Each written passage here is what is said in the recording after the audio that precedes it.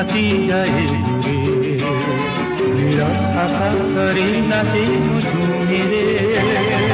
Public Odia ଚଳଚ୍ଚିତ୍ରର କଥା ଯେତେବେଳେ କେଉଁଠି ଆଲୋଚନା କରାଯାଇଥାଏ ଏହି ତିନି ଜଣଙ୍କର ନାମ ସର୍ବଦା ଉପରେ ରହିଥାଏ। ତ ସେମାନେ ହେଲା ବିଜୟ ମହାନ୍ତି, ମିହିର ଦାସ ଏବଂ ଉତ୍ତମ ମହାନ୍ତି। ଏହି ତିନି ଜଣଙ୍କର ଓଡ଼ିଆ ଚଳଚ୍ଚିତ୍ର ପ୍ରତି ଯେଉଁ ତାଙ୍କର ବଳିଦାନ ସାରା ଓଡ଼ିଶାର ଲୋକମାନେ କେବେ ବି ଭୁଲି ପାରିବେ ନାହିଁ।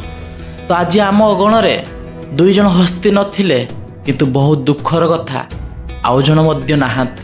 ସେ ହେଲା ଉତ୍ତମ ମହାନ୍ତି, ଯାହାଙ୍କର ପ୍ରଥମ ଫିଲ୍ମ 1977 ମସିହାରେ ଆସିଥିଲା ଆଉ ଫିଲ୍ମର ନାମ ଥିଲା ଅଭିମାନ। ସେଇ ଫିଲ୍ମ କରି ଡେବ୍ୟୁଟ୍ କରିଥିଲେ ଆଉ ସେଇ ଫିଲ୍ମ ମଧ୍ୟ ସୁପର ହିଟ୍ ହେଇଥିଲା। କିନ୍ତୁ ବହୁତ ଦୁଃଖର ଘଟଣା, ଗତ ଶୁକ୍ରବାର ରାତି ଗୁରୁଗ୍ରାମ ହସ୍ପିଟାଲରେ ଲିଭର ପ୍ରୋବ୍ଲେମ୍ ପାଇଁ ଆମ ଅଗଣରେ ଆଉ ଉତ୍ତମ ମହାନ୍ତି ସାର୍ ନାହାନ୍ତି।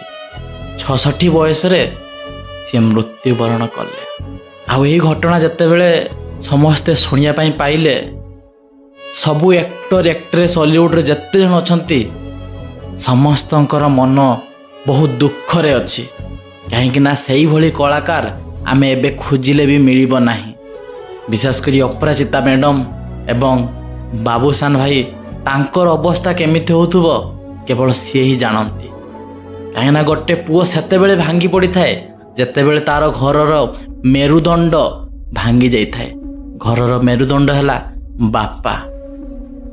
କଥାରେ ନାହିଁ ନା, ବାପା ଥିଲା ପୁଅ ସବାରେ ହାରେନି, କି ବାପା ଥିଲା ପୁଅ କାହାକୁ ଡରେନି। ଯାହାର ବାପା ନାହିଁ ସେ ପୁଅ ଜାଣିଛି କେମିତି ଏହି ଦୁନିଆରେ ଲୋକମାନଙ୍କ ସହ ଲଢ଼େଇ କରିକି ବଞ୍ଚିବା ପାଇଁ ପଡ଼ିଥାଏ।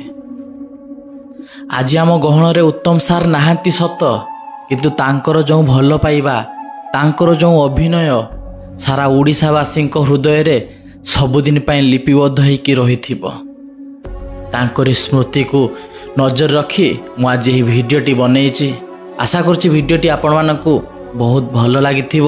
ଆଉ ଯଦି ଆପଣମାନେ ହୃଦୟରୁ ଉତ୍ତମ ସାର୍ଙ୍କୁ ଭଲ ପାଇଥାନ୍ତି ତାହେଲେ ତାଙ୍କର ଆତ୍ମାକୁ ଶାନ୍ତି ପାଇଁ କମେଣ୍ଟସରେ ଜୟ ଜଗନ୍ନାଥ ବୋଲି ଲେଖିଦିଅନ୍ତୁ। ତ ଆଜି ପାଇଁ ଏତିକି public. We miss you Uttam sir.